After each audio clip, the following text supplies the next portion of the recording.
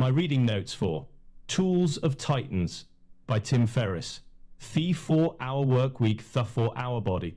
Tools of Titans, the tactics, routines and habits of billionaires, icons and world-class performers. Tim Ferriss. Tools of Titans by Tim Ferriss distills insights from hundreds of interviews with top performers in business, sports, and thought leadership. The book is divided into 3 sections: healthy, wealthy, and wise, each offering practical tips and life lessons. Ferriss presents actionable advice on morning routines, productivity hacks, and philosophical reflections in a conversational and accessible style. Whether you're looking to improve your health, increase productivity, or find inspiration, Tools of Titans provides a wealth of valuable knowledge. Happiness is wanting what you have. We are wired and programmed to do what's safe and what's sensible. I don't think that's the way to go. I think you do things because they are just things you have to do, or because it's a calling, or because you're idealistic enough to think that you can make a difference in the world. When people seem like they are mean, they're almost never mean, they're anxious. Don't attribute to malice that which can be explained otherwise. Wasn't it Bill Clinton who said that when dealing with anyone who's upset? He always asks, has this person slept? Have they eaten? Is somebody else bugging them? He goes through this simple checklist. When we're handling babies and the baby is kicking and crying, we almost never once say, that baby's out to get me, or she's got evil intentions. Offense versus defense, the more you know what you really want and where you're really going, the more what everybody else is doing starts to diminish. The moments when your own path is at its most ambiguous, that's when the voices of others, the distracting chaos in which we live. Don't expect others to understand you. To blame someone for not understanding you fully is deeply unfair because, first of all, we don't understand ourselves, and even if we do understand ourselves, we have such a hard time communicating ourselves to other people. Therefore, to be furious and enraged and bitter that people don't get all of who we are is really a cruel piece of immaturity. If you live in America in the 21st century, you've probably had to listen to a lot of people tell you how busy they are. It's become the default response when you ask anyone how they're doing. Busy. So busy. Crazy busy. It is, pretty obviously, a boast disguised as a complaint, and the stock response is a kind of congratulation. That's a good problem to have, or better than the opposite. This frantic, self-congratulatory busyness is a distinctly upscale affliction, whose lamented busyness is purely self-imposed. Work and obligations they've taken on voluntarily, classes and activities they've encouraged their kids. Zoologist Konrad Lorenz calls the rushed existence into which industrialized, commercialized man has precipitated himself and all its attendant afflictions, ulcers, hypertension, neuroses, etc. Inexpedient development or evolutionary maladaptation, brought on by our ferocious intra-species competition. He likens us to birds whose alluringly long plumage has rendered them flightless, easy prey. I can't help but wonder whether all this histrionic exhaustion isn't a way of covering up the fact that most of what we do doesn't matter. This busyness serves as a kind of existential reassurance, a hedge against emptiness. Obviously, your life cannot possibly be silly or trivial or meaningless if you are so busy, completely booked, in demand every hour of the day. One of my correspondents suggests that what we're also afraid of is being left alone with ourselves. Idleness is not just a vacation, an indulgence, or a vice. It is as indispensable to the brain as vitamin D is to the body, and deprived of it we suffer a mental affliction as disfiguring as rickets.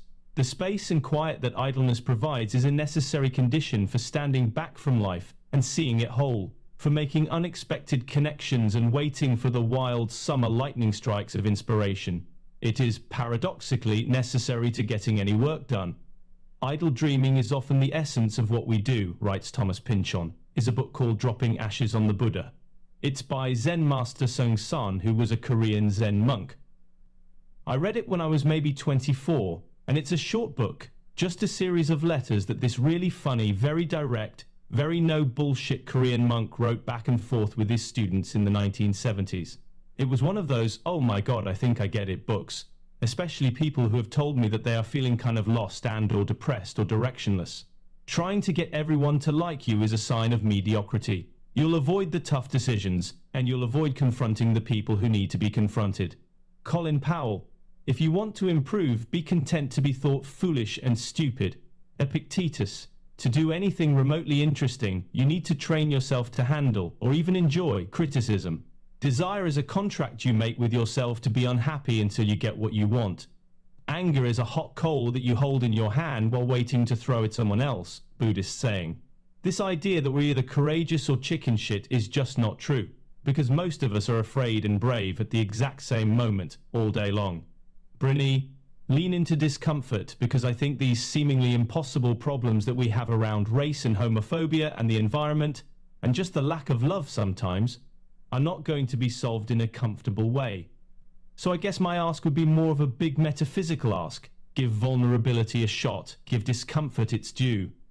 Because I think he or she who is willing to be the most uncomfortable is not only the bravest, but rises the fastest. Roosevelt's famous arena quote, "The credit belongs to the man who is actually in the arena, whose face is marred by dust and sweat and blood, who strives valiantly. Who errs, who comes short again and again, because there is no effort without error and shortcoming." Shame versus guilt. Shame is, I am a bad person. Guilt is, I did something bad. Shame is a focus on self. Guilt is a focus on behavior. If you stress test the boundaries and experiment with the impossibles, you'll quickly discover that most limitations are a fragile collection of socially reinforced rules you can choose to break at any time. Number 1. What if I did the opposite for 48 hours? Number 2. What do I spend a silly amount of money on? How might I scratch my own itch? Number 3. What would I be if I had $10 million? What's my real TMI? What's my real target monthly income? TMI. Number 4. What are the worst things that could happen? Could I get back here? Number 5. If I could only work 2 hours per week on my business, what would I do? Number 6. What if I let them make decisions up to $100, $500, $1,000? This experience underscored 2 things for me. 1. To get huge, good things done, you need to be okay with letting the small, bad things happen. 2. People's IQ seem to double as soon as you give them responsibility and indicate that you trust them. Number 7. What's the least crowded channel? Number 8. What if I couldn't pitch my product directly? People don't like being sold products, but we all like being told stories. Work on the latter. Number 9. What if I created my own real-world MBA? 10. Do I need to make it back the way I lost it? Number 11. What if I could only subtract to solve problems? Number 12. What might I put in place to allow me to go off the grid for 4 to 8 weeks with no phone or email? Number 13. Am I hunting antelope or field mice? A lion is fully capable of capturing, killing, and eating a field mouse. But it turns out that the energy required to do so exceeds the caloric content of the mouse itself. So a lion that spent its day hunting and eating field mice would slowly starve to death. A lion can't live on field mice. A lion needs antelope. Antelope are big animals. They take more speed and strength to capture and kill, and once killed, they provide a feast for the lion and her pride.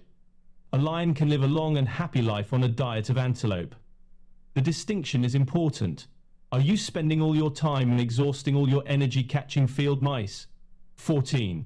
Could it be that everything is fine and complete as is? Number 15. What would this look like if it were easy? Number 16. How can I throw money at this problem? How can I waste money to improve the quality of my life? One of Dan's sayings is, if you've got enough money to solve the problem, you don't have the problem. In the beginning of your career, you spend time to earn money. Once you hit your stride in any capacity, you should spend money to earn time, as the latter is non-renewable. Number 17. No hurry, no pause. I asked Jamie how he teaches confidence to his children, and he said that he asks his daughters to explore their fears with the question, "What's on the other side of fear?" His answer is always, "Nothing." He elaborates, people are nervous for no reason, because no one's going to come out and slap you or beat you up. When we talk about fear or a lack of being aggressive holding someone back, it's in your head.